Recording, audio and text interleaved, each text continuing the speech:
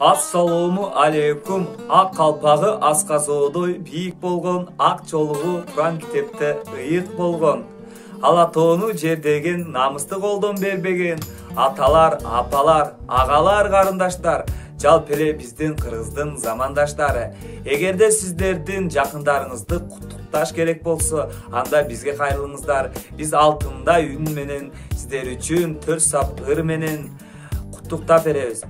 Албетте азыркы Бакырайымы деген чыгарма жалпы эле менин катталуучуларыма арналмакчы, гана эмесе бул чыгарма сиздер үчүн жагырмакчы.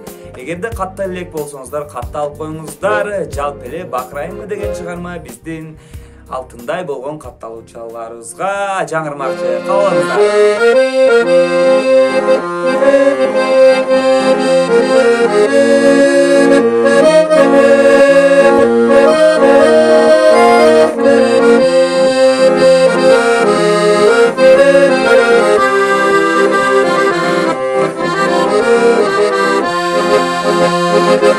Теңиздейсиң жашынайынды, хакыйкат сөздүн натынайынды, күн сана иштеп сезимди бозуп күчү сыгандым.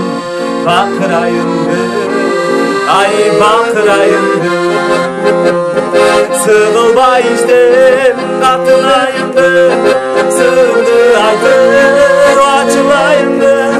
Сен турмуш куруп кеткенден бери кыйналып жүрүм, ай бакырайымды, кыйналып жүрүм, ай бакырайымды,